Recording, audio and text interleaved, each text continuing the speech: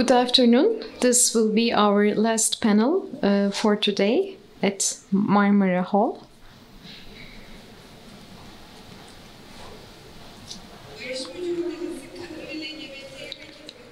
So we will talk about struggle for peace, women and LGBTI plus movements, participation in peace building. So we will talk about peace processes and the impact of women's and LGBTI plus movements on them in the context of recent political conflicts in Turkey and Northern Ireland by looking at similarities and differences. We will have our panelists Atalay, Göçer, Cultural Research Center for Peace, and the founder of the Social Change Initiative from Northern Ireland, who has been working on refugees for a long time, Avila, Kilmurray. We will also have our moderator, Nesrin Uçarlar, who continues her work on minority rights at the Hrant Foundation. Over to you.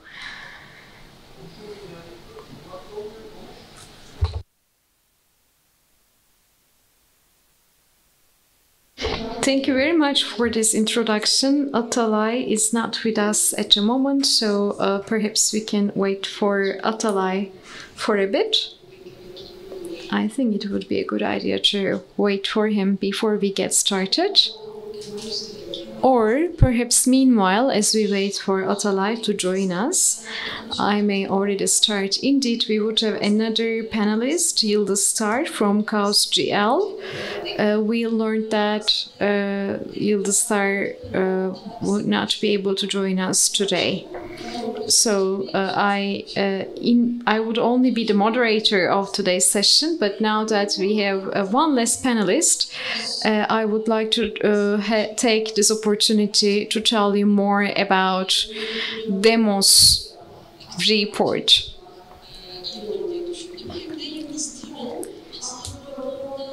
And based on this Demos report, Yıldız Star prepared a series of articles, 3 articles, so I would like to summarize you their findings so that both Kaos GL and Demos will have their contribution through this way. Then I will hand it over to our panelists. So this report was published in September 2021 by Demos. From Crossing Roads to Shrinking Spaces, Peace Struggles of Women and LGBTI plus in Turkey. So the report analyzes the peace process and the peace building process that happened in Turkey in mid-2010, and they interviewed 9 individuals from different organizations. Some of them are members of multiple organizations: Women for Peace, Heavy Rights and Equality, Kaos GL, Keskesor, Ahmet LGBTI, and we have Atalay from Keskesor. Our panelists can also inform us. We have LGBTI plus and Peace Initiative and members of Azad. So the report has striking findings, detailed findings. It is a very good research in its own right. However, there are certain findings which I personally find important, which we can discuss today as part of our panel. First, women and LGBTI plus movements' understanding of peace also relates to practices of violence. So there are these times of peace, there are these times of war. So they don't see a very clear-cut distinction between the two. So they focus on the continuation of war somehow. So even though there is no active war, the violence continues, at least the war itself continues against women and LGBTI plus individuals. So this is one of the key findings of this report. And another key message from this report is as follows. Even though women and LGBTI plus individuals, they have a lot of means in their struggle, but sometimes they also find themselves in different grounds. Sometimes they exclude one another. I'm particularly talking about LGBTI plus groups. And of course, this excluding one another or distancing themselves from one another takes place more often in war times. Because war does not only happen in front lines or in trenches, it also has its implications in our daily life, in political life. It squeezes us in a way, and it also reflects into the instruments that we use on a daily basis. And violence in Turkey has been going on uninterruptedly for the last 5 decades, and Northern Ireland is yet another example to that. How we have internalized violence even in the absence of war, and how it influences relationship, and how it excludes people from the public sphere. So these are all the key areas that the report focuses on. So based on this report and its findings, Yıldız Star penned an article which includes quite interesting ideas. So peace process is conceived as a starting point for women and LGBTI plus to start making peace with oneself or themselves. And in the first series of these articles, they have some readers' letters or witnesses, so to speak. They repeatedly write letters about making peace with oneself. I find it very interesting. And this is also what Yıldız Star said. Anyone that was excluded from the public sphere, that includes women and all others who were squeezed in their own sphere, this is how they experience a form of violence. In a way, having restrictions on your political participation and having to live in your squeezed corner is by itself a form of violence. I think this is a very important point for discussion. And since its founding of KAOS-GL, Yıldız Star also worked on the issue of anti-militarism. And finally, how LGBTI plus movement has been a natural ally of anti-war movements right from its first manifesto. Because the original manifesto of KAOS-GL clearly mentions genocide policies or genocide politics.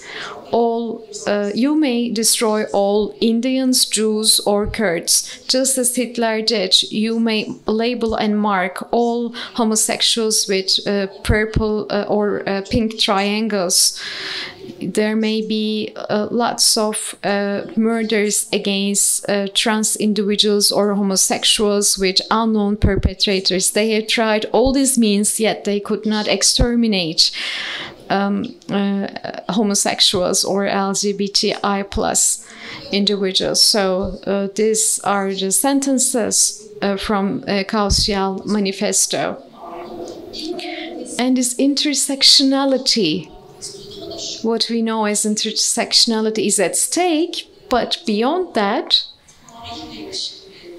we also talk about relationship to genocide policies or cleansing policies or ethnic identities. Because all these individuals come from certain backgrounds, from certain contexts, and they also carry the legacy of history. So this is how Manifesto describes their struggle. So as a result, both the women's movement and LGBTI plus movement, they raise their voice and they try to explain why their struggle is so vital and that peace is multifaceted. Silencing weapons is not tantamount to peace. And then there are segments of society who are squeezed into their individual spheres and they are absent from the public sphere. So they oblige us to rethink on all these questions. And women organizations and LGBTI organizations, now they find more space in this peace process, which makes the overall peace process more genuine. I believe Atalay has a lot to tell us on this because their report covers the contribution of LGBTI movements during the peace process in Diyarbakir, both before and after. So what is peace? What is not peace? So these questions are answered very thoroughly by these movements, but without their contribution, we cannot have a proper peace. And at this point, I believe Avila will have a lot to tell us because she is from Northern Ireland. She was included directly, she directly took part in the negotiations, so her experience will be very valuable to us. So I will ask you a couple of questions. Here is my first question. Talking about peace from the perspective of women and LGBTI plus movements, for us to understand that this is an essential right for them, in a way this is raison d'être for them. And by the way, I'm well aware, Avila, you have also worked about women's struggle focusing on poverty. What kind of poverty or deprivation we have to face in the absence of peace? And how can we make them more visible? How can we define them? What kind of mechanisms women and LGBTI movements use? Thank you very much, and thank you for the invitation to join you today. As was said, I have worked in Northern Ireland since 1975. We have experienced a protracted violent conflict of 30 years, which was brought to a conclusion, to an extent, by the Belfast Good Friday Agreement of 1998. And I think in the period of violence, what we found was that the political violence drew the oxygen out of so many other issues. So issues, for example, like domestic violence was not taken any account of in Northern Ireland until the 1980s. Issues of gay rights was not taken any account of until the late 80s, and then only by advocacy of a small group of people. And the attitude was, as one combatant told me, Avila, all your women's rights demands are fine, but let us build the house and then we will furnish it. In other words, let us deal with the constitutional issue and then we'll deal with your issues. And I said to him, well, as a woman, I know where I'll be with the furnishing. We'll still be in the kitchen. So a lot of issues became very invisible during the years of conflict. And the other thing I think we found was that it was much harder to build solidarity. So, even around issues of poverty, around particularly issues of workers' rights, of trade unions, there was always the ability to divide people by use of the different constitutional or party political frameworks. And everything was put in the context of winners or losers. There was no room for building, if you like, a sort of a broad front of demands around social and economic issues. Again, it could be manipulated. If they win, that's automatically a loss for you, depending if you were British Unionist or Irish nationalist. And then, as you say, there was the fear. People didn't want to get involved because, as I say, we had bombs and deaths, and we had, in a population of 1.8 million, tiny in Turkish terms, but we had 30,000 political prisoners. So we had a very, the impact on mainly poor communities was really important.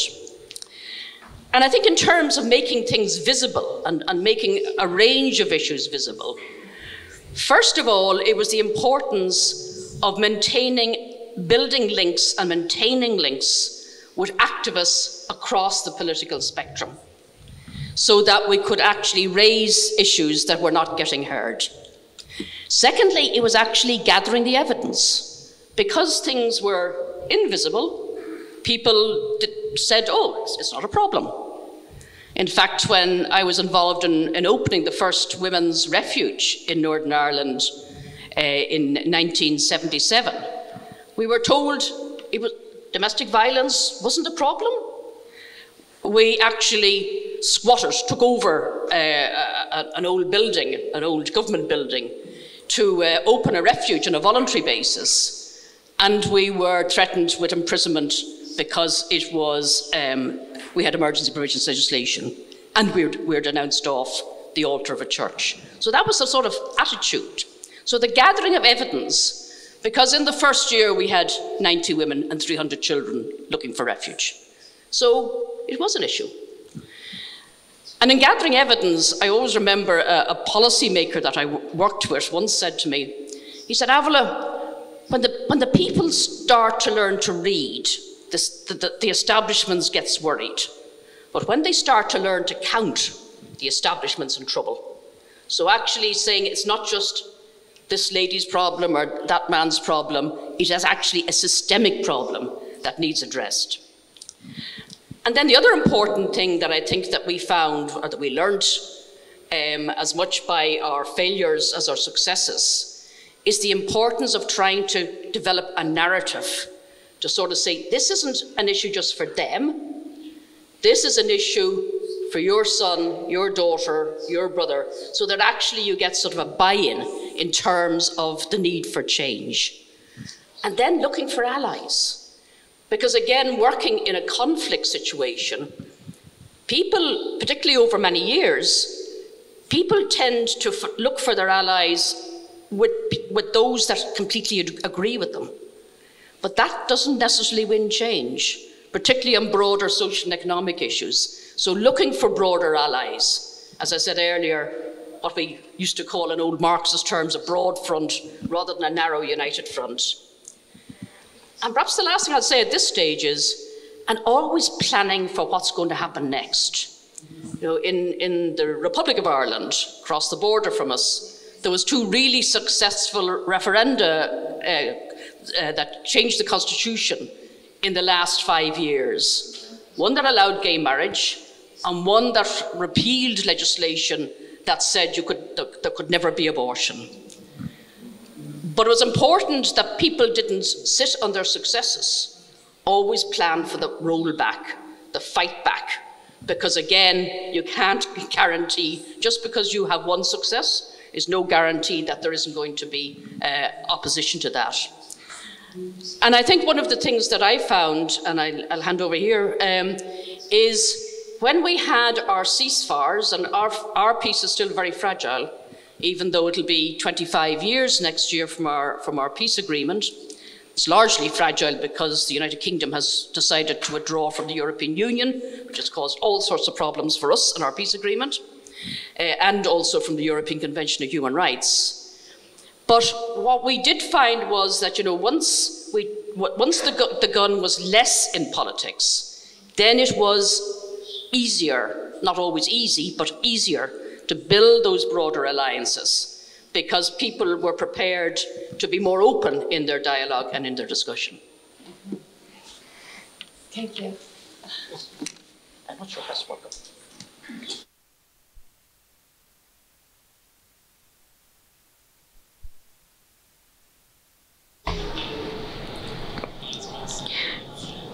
As Nesrin has already mentioned, I would like to talk about our own research. And we can always talk about it in detail. Göçer is an LGBTI plus organization based in Ahmet. We started fieldwork in 2015. So as part of this research, we discussed with LGBTI individuals covering the period 2013 to 2018, and last June we opened it online. We made the research findings available online, and we will be printing it very soon. But while conducting this research with the LGBTI individuals, we also discussed with them the peace process and their involvement and their perception of the peace process. So this is how we try to collect data: access to health, access to justice, access to education, and their family environment. So these were the main areas where we formed our questions and people that we interviewed. During the peacetime, okay, what do I mean by the peacetime? Very roughly speaking, in March 2013, during the Nowruz celebrations, there was a letter read out by Abdullah Öcalan. So this marked the beginning of this peace process. And later on, this process ended with an aerial bombardment of the Turkish armed forces in some Kurdish areas. I mean, this was at least the time frame that we have picked for our study.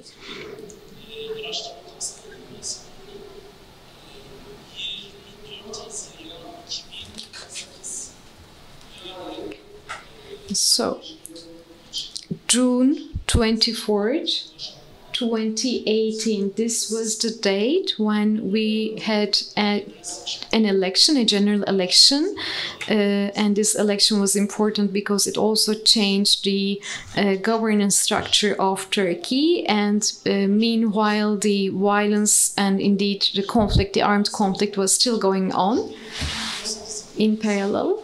So between this time frame, between 2013 and 2018, what was the experience of LGBTI individuals in Turkey? So what was their experiences in peace times between 2013 to 2015 and wartime between 2015 and 2018? And what kind of methods they used to cope with the challenges? So Göçer, the LGBTI plus organization in Ahmet, what was our experience during the peacetime? I can give you a number of examples. So Göçer was founded in 2012. So during this peacetime or peace process, in inverted commas, we were in touch with grassroots, also with local authorities. We were very active back then. We were offered some facilities or venues for our activities, and we would only experience the problems or challenges to the extent that an LGBTI individual would experience. And we were relatively more visible. We didn't even need to register as an association to get a legal entity. And during those days, it was possible to voice your criticism. However, when the wartime started, unfortunately, we started to experience problems in terms of visibility, judicial harassment, or on the streets, police force. We were faced with. So we started to adopt more activism. And at that time, we had HEBUN, LGBTI organization, which was a registered association, and they published a report on security at that time. And the report included the problems experienced during the conflict. They made it publicly available. Yet afterwards, they dissolved the organization by themselves. The CSO decided to dissolve themselves, and most of the founders or executives of HEBUN now live abroad. So I think this is a very telling example. Another example comes from the peacetime. If I'm not mistaken, this happened in 2015. Every year in Diyarbakır, we have Human Rights Week activities. That happens between December 10th to 17th. So we hold annual activities to celebrate Human Rights Week. And Keskesor was also invited. It was organized by Diyarbakır Medical Association, Diyarbakır Bar Association, Human Rights Foundation of Turkey, Diyarbakır branch, and Mazlumlar Association for the Oppressed People.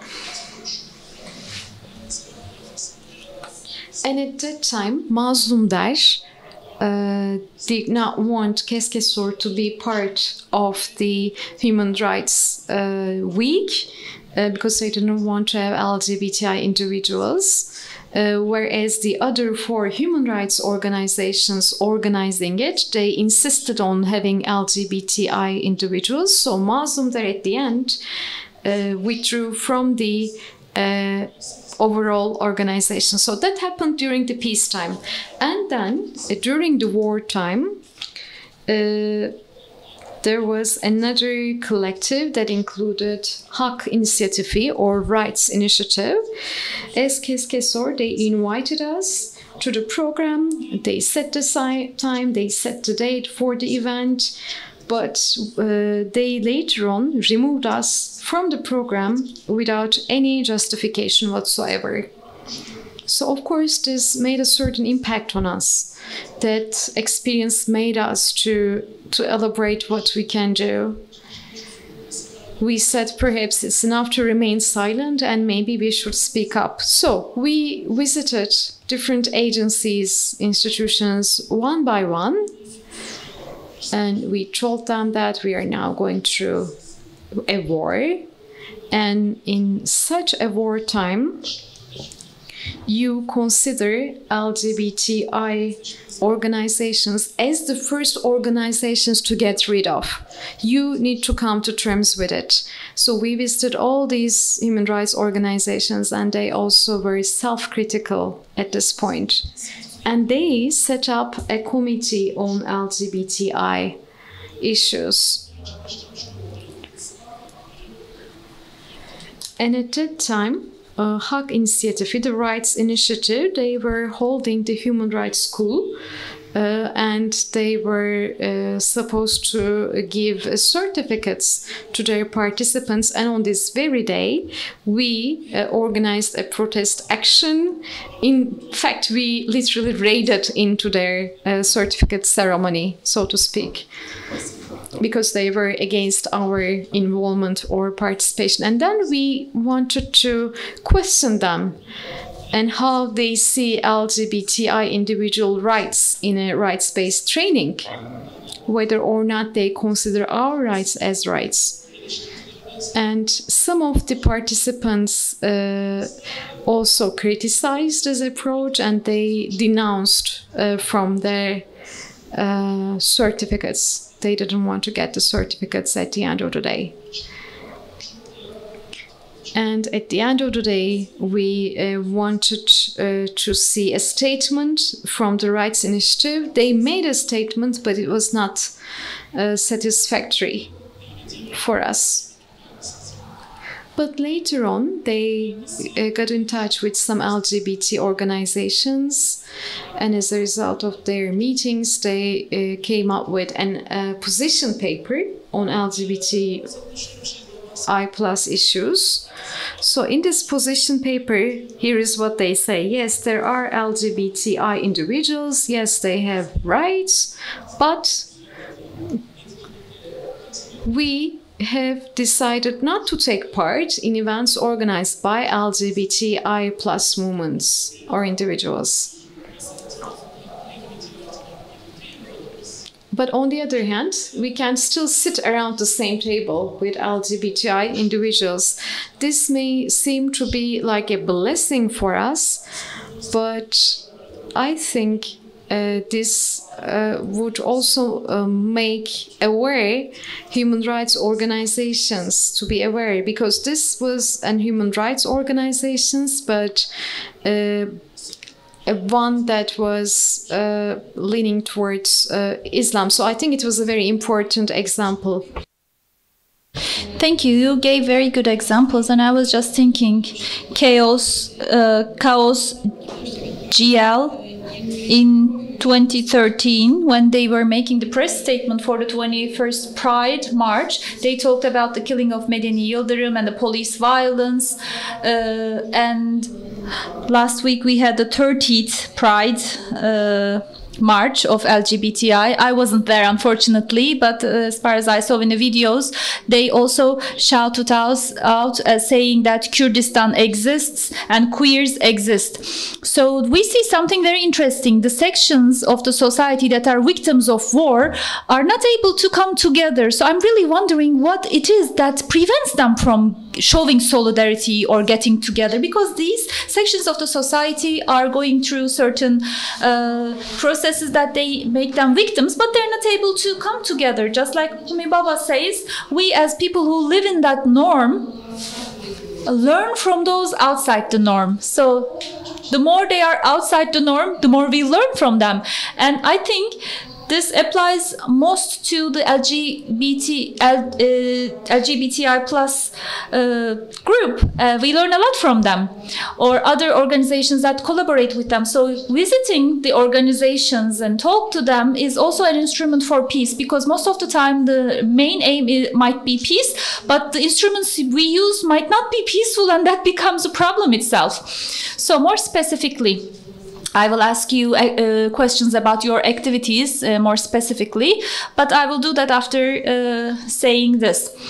When it comes to racism or gender-based approaches or other things, all the dominant groups that destroy the others, there is a will, a political, social will that is dominant and that is trying to destroy these groups. And they identify a norm, a gender, a species as the norm. And the non-norm species, genders, and races, they are trying to destroy them. And they arrange an array of rights and truths. They establish their own regime of truth, actually, those in power. And the groups that are outside this quote-unquote truth are doomed to be destroyed, naturally. And these sections of the society, they need to show their own truth and make their own truth a part of the peace process. So I will ask Avila the following question about this. As I said also in the beginning, in Northern Ireland, you have the Women's Coalition. We really admire as a coalition. We love your work. So how was it established? Why was it established? And what kind of a struggle you had to take part in the peace negotiations, and your participation and contributions to the negotiations? What was it? What kind of a peace process would it be if you were not involved? I I do think that it's important to think that, you know, when you do get emergency legislation, repressive legislation, it's contagious.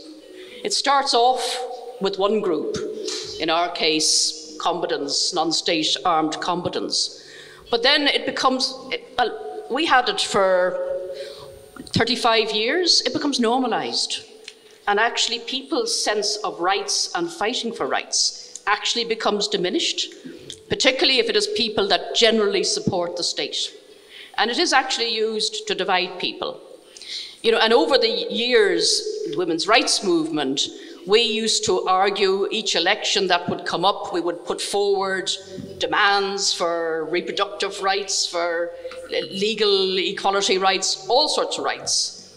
And the political parties basically ignored us, because what they were concerned about fighting over was, what would Northern Ireland be part of the United Kingdom of Great Britain, or would it be part of the Republic of Ireland, and nothing else.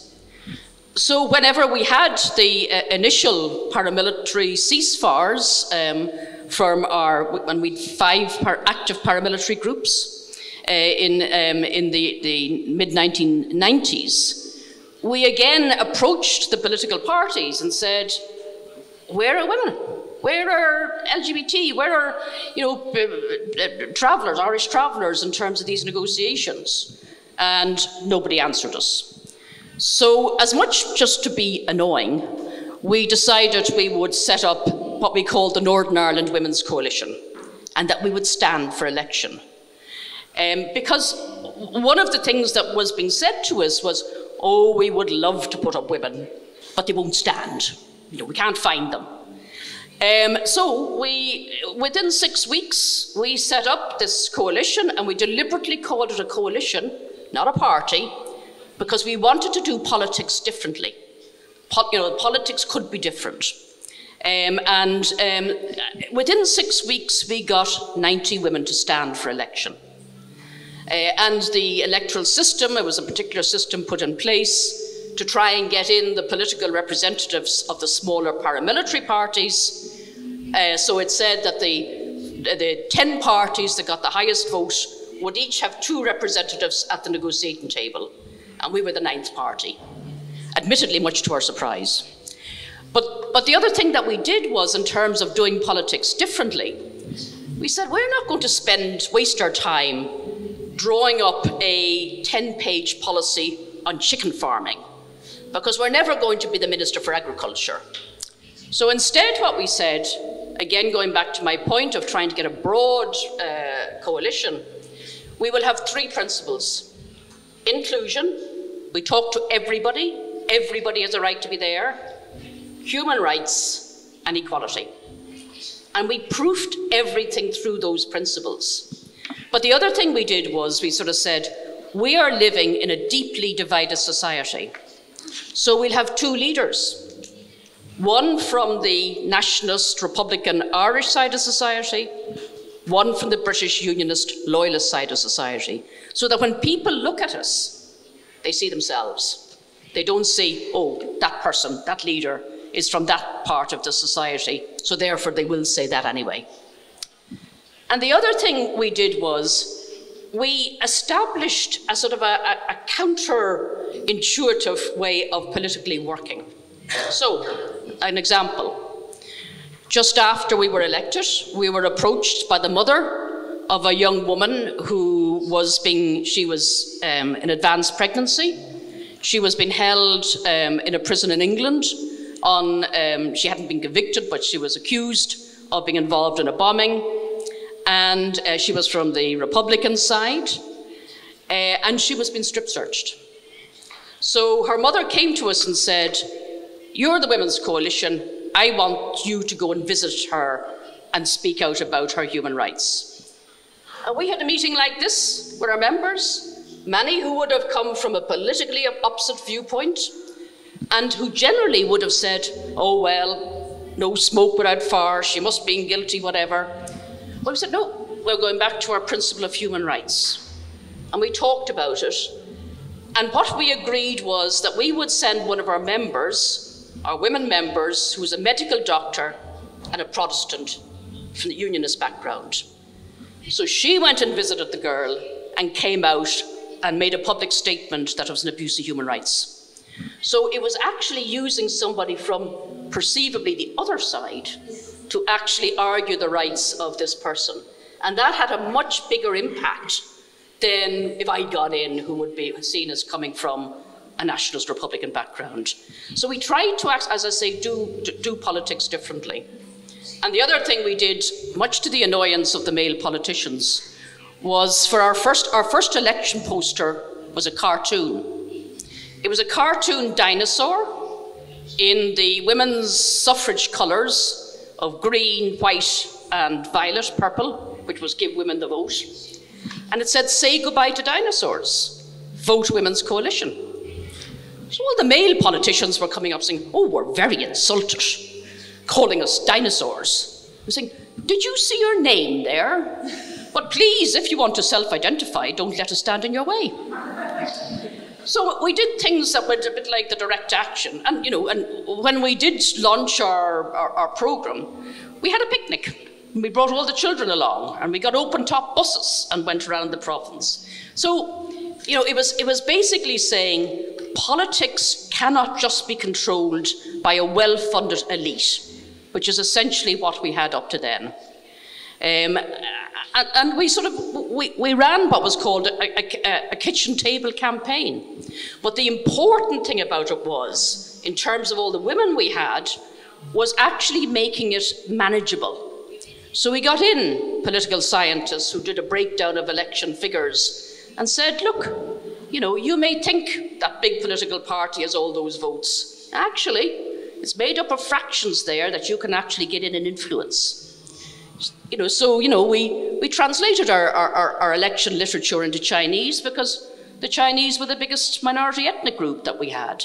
So things like that, where you are thinking around politics rather than just trying to copy the existing political parties. Thank you so much. Avila, teşekkürler.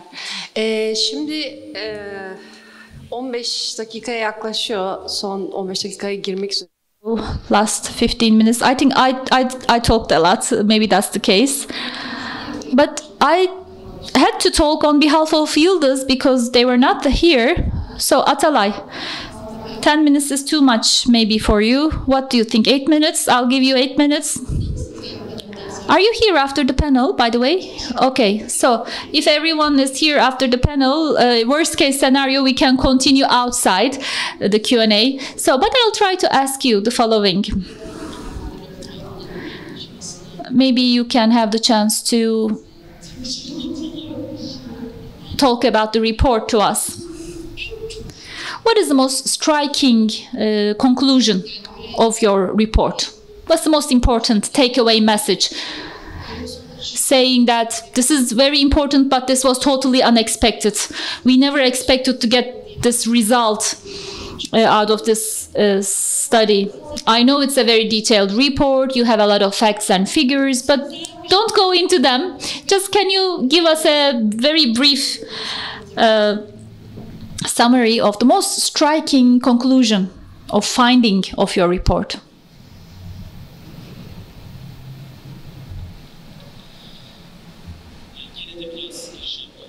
Well, I have to talk about the report a little bit before I give you the most striking finding.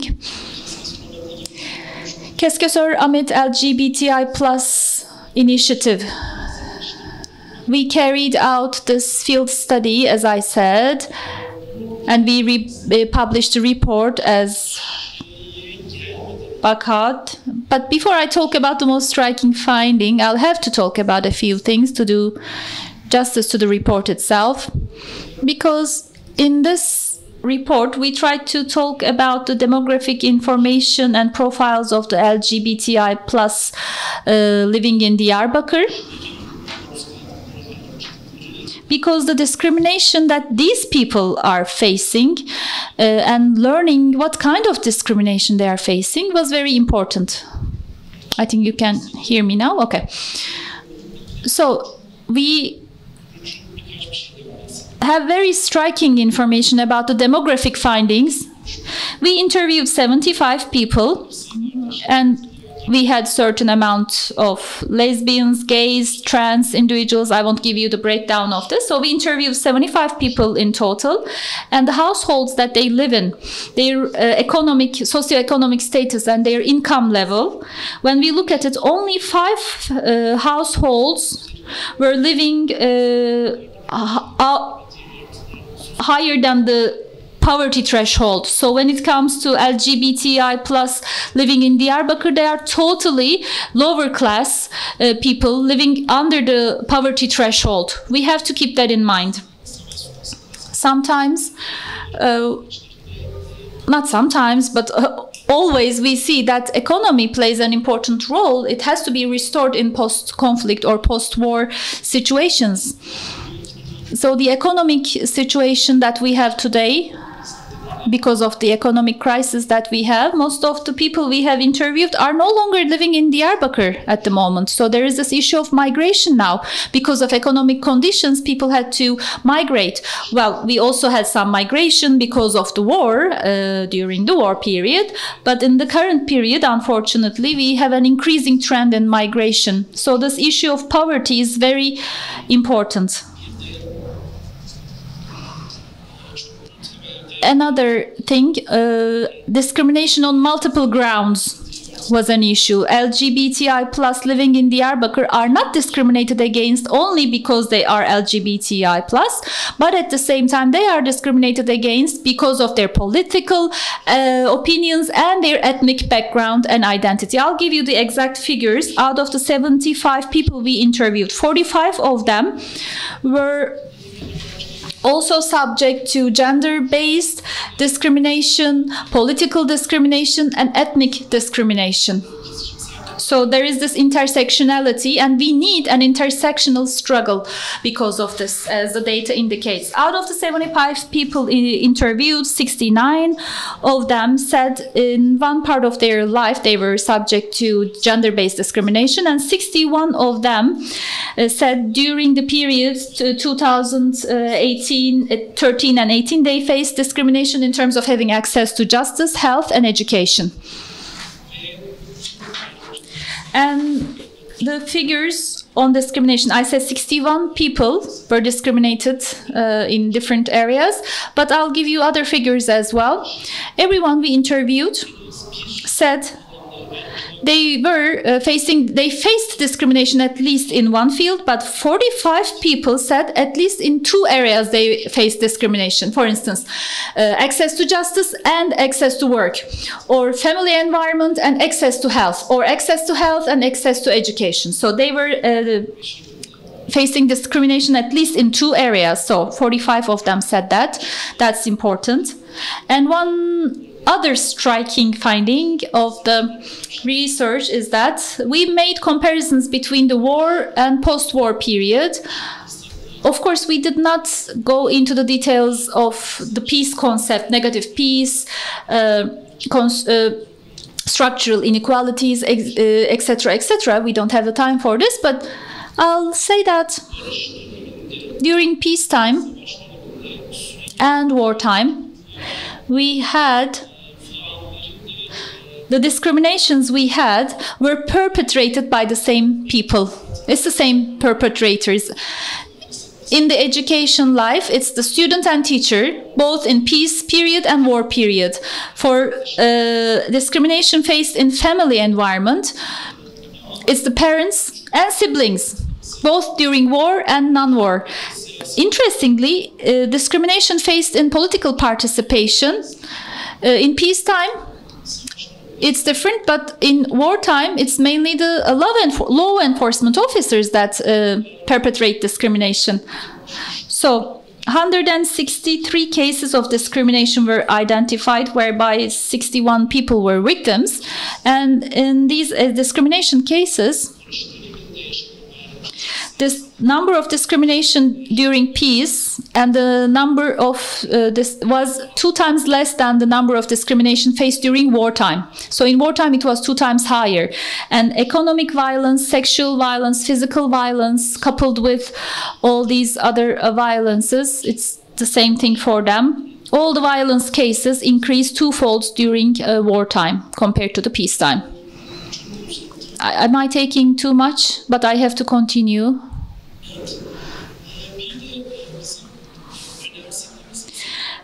Another thing that we attach importance to, all the discrimination and cases of violence, when we face them, who were the bystanders and the witnesses of these discriminations, and how did they react, the witnesses? We also studied that. We can talk about 5 different categories of witnesses. 1, absence of a witness. Second, the witness actually supports the perpetrator, then the witness supports the survivor, and then in another case the witness can also be a supporter of the victim and the perpetrator, and then we have the witnesses that are just bystanders that take no action. So we also have a breakdown of peacetime and wartime. We say that we have more cases of an absence of a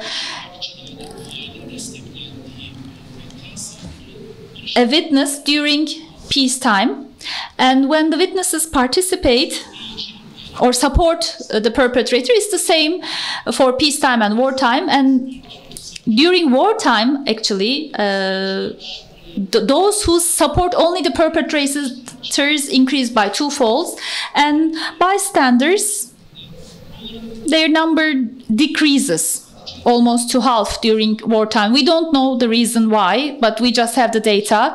And during the Q&A, maybe we can discuss this, because the attitudes of the witnesses are very important in terms of fighting against discrimination, because they can guide us towards the methods to be chosen and the mechanisms to be used, because that's why the attitudes of the witnesses are very important for us.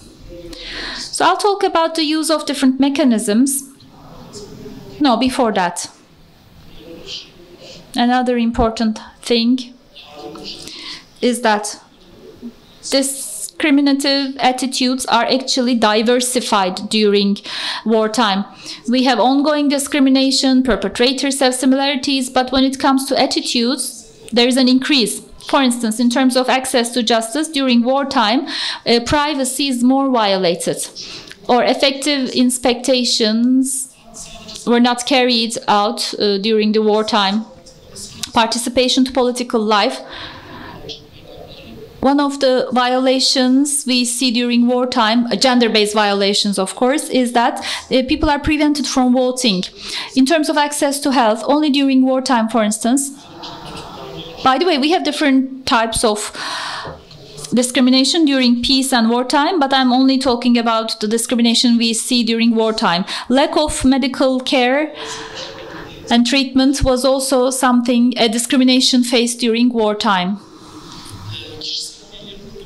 And failure to protect personal data is a type of discrimination that we see only during wartime.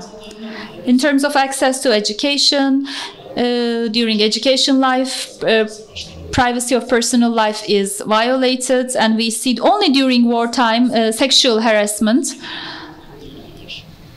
And only during wartime the families intervene in people's right to self-determination. So, Atalay, where can we access this report? How can we access this report?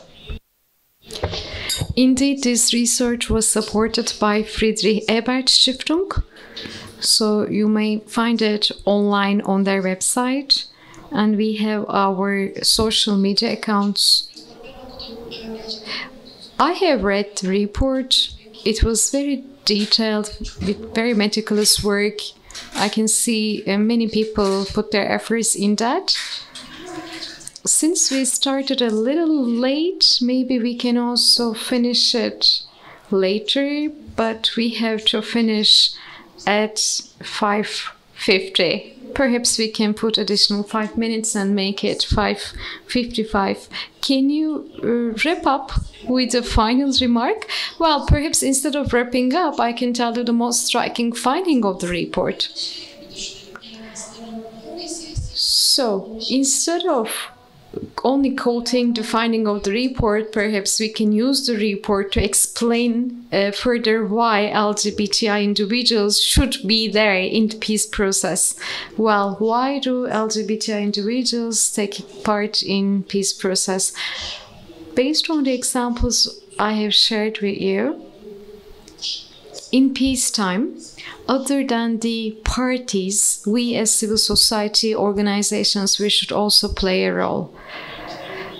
Because then the inclusivity, the bar for inclusivity gets really low.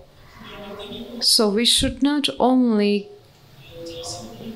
offer our smart ideas in a way, but we should also help them to work on transitional justice related issues. I think this is very important for us, because with the transitional justice practices, we also transform the perpetrator, and also the survivor will have a transformed life too.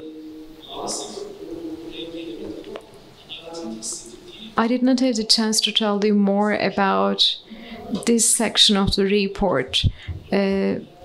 I mean, we only punish the perpetrator, but we do not really restore the life for the survivor. That's the reason why transitional justice is so vital. And then the establishment of truth and justice committees would also be important. As Nesrin has already mentioned, we need to address structural inequalities through robust mechanisms, and for that, transitional justice mechanisms would be very important. I'm very sorry for interrupting you or asking you to keep your remarks shorter. I thought that we have Yıldıztar missing. I wanted to take some time to talk about his research and also demos. So let me turn to our audience. We can still receive a few questions and we can continue after the end of this session outside.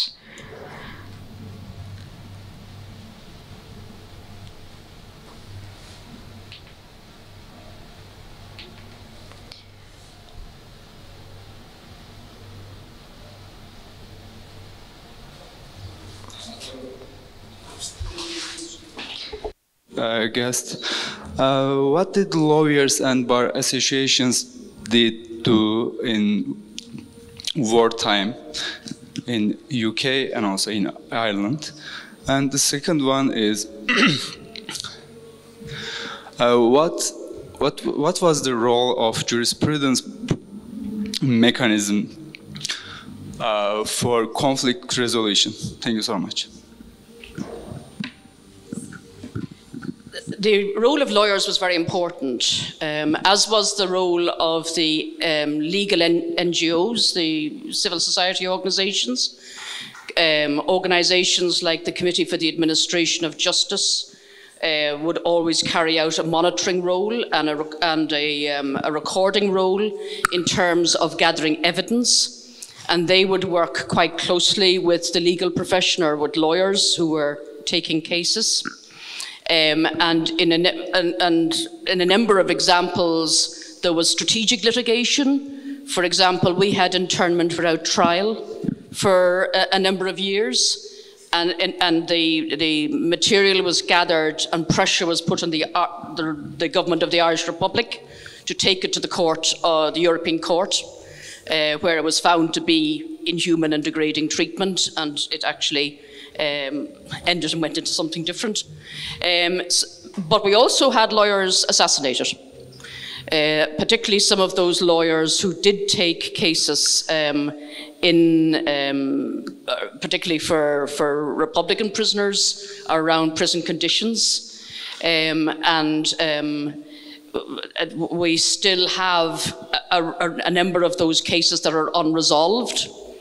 But because actually lawyers have been taking historical cases now, and many of them being successful on behalf of innocent victims, as we speak, The British government is at the second reading in the House of Commons, have introduced a legacy bill which will effectively stop all inquests, all legal cases, any inquiries in relation to the Troubles in Northern Ireland since 1968.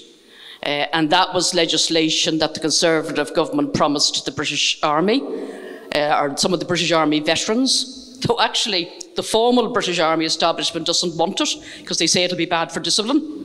But that would be a major landmark case or legislation if that goes through, because we'll effectively cut the head off any legal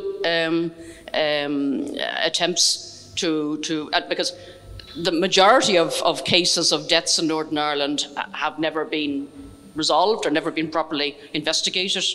Material has gone missing and guns have gone missing, forensic evidence has gone missing.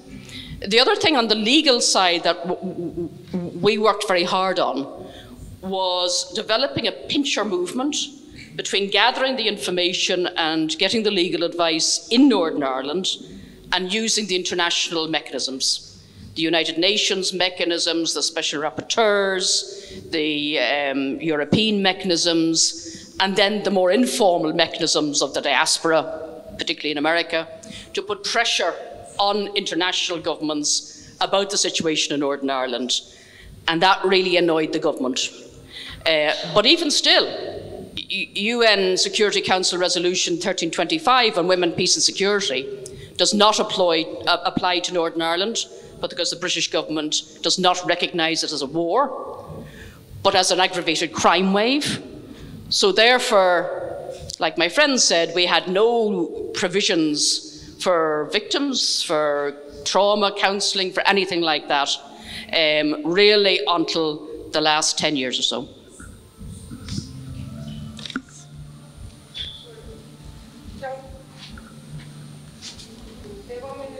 Öyle mi? Süper. Evet, harika. Merhaba, benim My name is Serpil Açıkalın.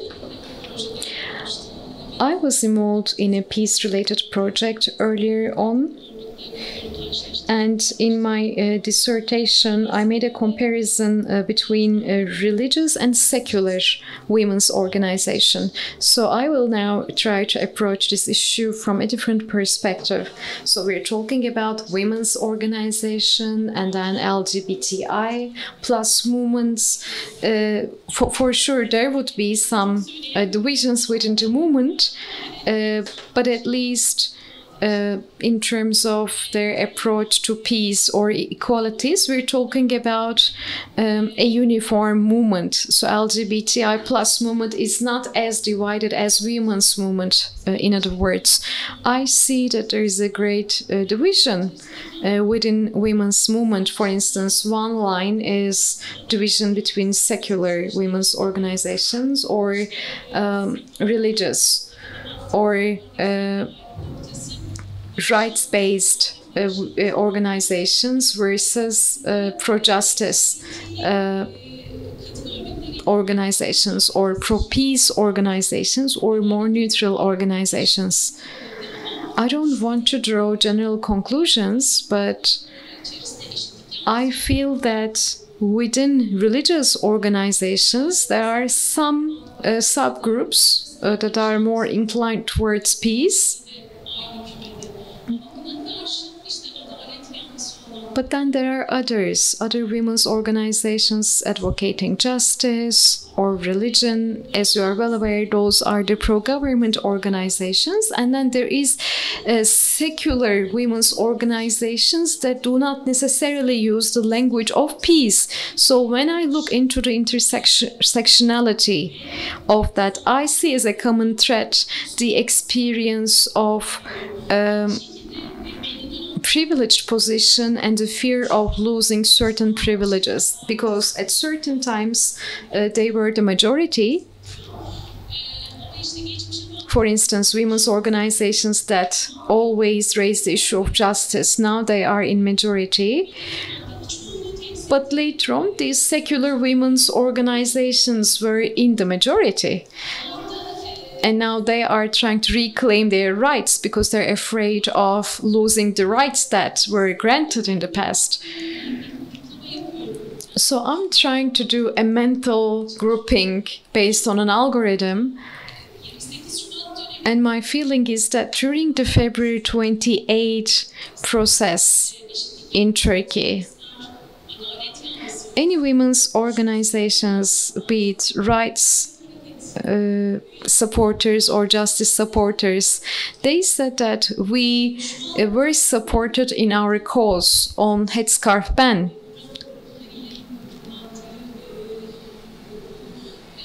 So now that we're talking about this report, again, I can only talk about the specific group who published the report. So LGBTI movement is once again on the right side of history.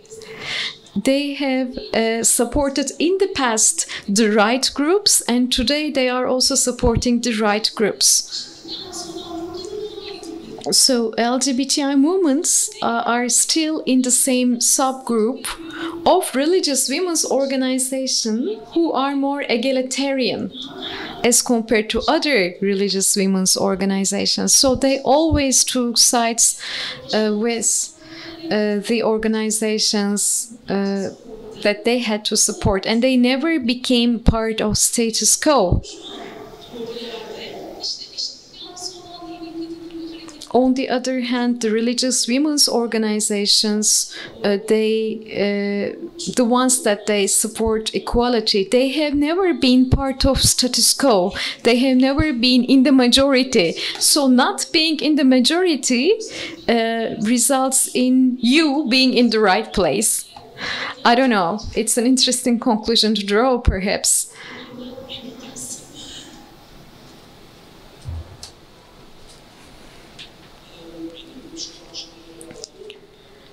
At the moment, I'm part of BACAT, which is an association for researching peace, and we also include religious women. And we also are well aware about the threats that they receive. I fully agree with you. Status quo always divides the rights movement, so we should not really join the status quo. So it's not only being in majority or being plural.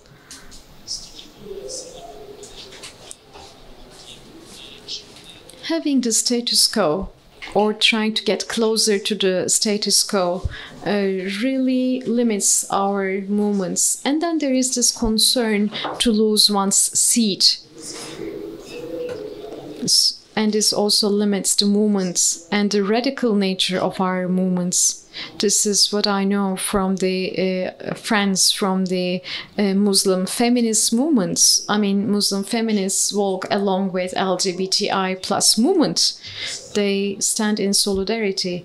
However, I have to also note that within the LGBTI plus movement, some friends remained rather hesitant in including peace agenda in our agenda. Maybe some of my friends will now be angry with me, but the article that Yıldızlar wrote in Kausgel, he wrote about how peace was perceived and discussed within the LGBTI plus movement.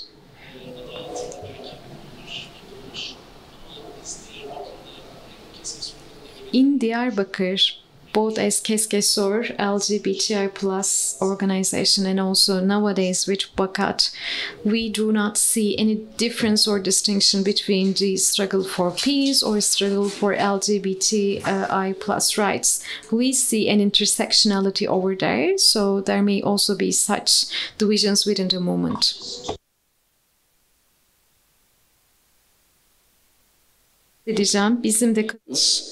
And what we did was we looked for issues that would bring people together. So it was generally issues of poverty or issues of how to keep children safe when there was crossfire shooting going on. And by bringing people together, they didn't agree about the politics, the big politics, but it did break down any attempt by the system to demonize the other. because they were living in different areas, they didn't otherwise meet. So, to try and actually create a safe space for dialogue. The second thing, particularly with the religious women, was again to appeal to their proclaimed values.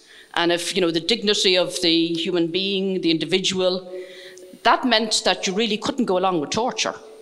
So, to call on them to actually sort of to realise their own values. And the last point I'd make is, I don't think we should reify peace as something up there. We talk about peace building as a process, and we talk about peace building most crucially during violence. You don't wait for peace or ceasefires. You actually build the relationships and the trust by walking with people. Not you can argue with them, you don't necessarily agree with them all the time, but certainly walking with people and talking to them during the war.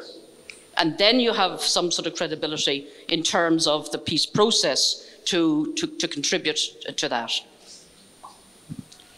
Thank you. Bitirelim. Evet. Okay, let us wrap up this session. We would like to thank our interpreters, our sign language interpreters, everyone who have initially imagined of this festival and who have implemented it. It was a wonderful session. Thank you very much to all of you for their valuable input and participation. Thank you.